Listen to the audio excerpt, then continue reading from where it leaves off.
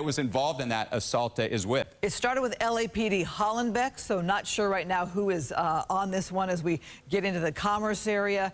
And at this rate of speed and the wide open road like this car could cover a bit of territory here. There's no question. Of course, we have to ask how much gas is in this vehicle coming back from Commerce towards East LA, and that's right on the fringe of the city of Los Angeles. And wherever this individual allegedly committed the assault, that would be the lead agency. That would be the lead agency that will continue to track this. Now in a real narrow street. Look at that. Oh, definitely fit those two cars there. He's doing whatever he can. It appeared that it was a male when I looked into the vehicle there. Unclear if there's anybody else inside that vehicle. Tinted windows here. Moving at a very, definitely some damage, some side damage there to that vehicle as he tried to needle his way through that really tight corridor there of this surface street. It doesn't appear that we have our extreme nav up at this time, but we're trying to get you locations. Bottom line, Commerce, East LA. If you're in this area, stay up. So, here we go. Look at that. This guy's boxed him in. Yes, boxed him in. What's he going to do?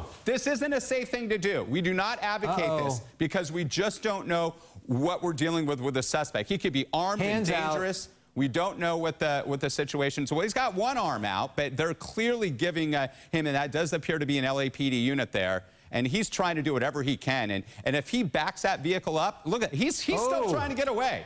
He's not giving up. And this flatbed tow truck, it appeared that was an intentional move. Would you say, Alex and Christine? Or did it just appear that he was changing lanes and just by chance blocked them out? It's hard to tell. And we're in South Montebello right here. This reminds me of another pursuit a little whiles back. You remember there was another driver in a big rig who used his big rig to block in a car and afterwards basically thought it was his civic duty to do that. It seems like this driver may have done the same thing. That's what I thought. That's what I thought as well. And it looks like the suspect opening up the door, and they're going to give him strict demands to keep his hands up in vision with the officers. It looks like he's doing just that. He's going to be asked to lay out on the asphalt, hands and arms spread, and then the lead officer will come up and check him for any contraband, any weapons, cuff him. Then they'll go in and clear that vehicle, call it a code 4, make sure that there's nobody else in. But that flatbed tow truck, it did appear, made that quick left into the left lane there, blocking this sports sedan out. Again, this individual wanted for assaulting an officer in the LAPD jurisdiction of the Hollenbeck Division. You know, how dangerous, too, for the driver of that truck to be in that vehicle right there with law enforcement and their guns. You saw one officer put his hand up, and I don't know if that was to say stay in the vehicle, just stay safe there in the vehicle. But you didn't know how this was going to end with this driver of this car. And as I said, we don't advocate this. We look and we cheer in a sense. That's a heavy-duty flatbed tow truck there. That tow truck's going to be able to drive away with very minimal damage.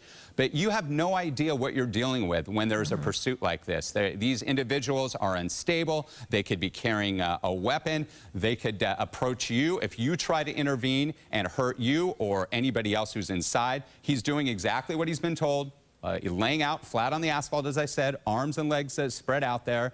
Windshield wipers are going probably just because of all the chaos that occurred during the collision there. And you're going to see the lead officer roll up here, a couple of them, cuff him, and then other officers will approach the vehicle here and check that vehicle for anybody else. They'll pop the trunk, and once they clear it, they'll hold up 4 fingers, meaning code 4, all clear, and this will come to an end, hopefully with nobody being injured. We don't know about that officer who was allegedly assaulted.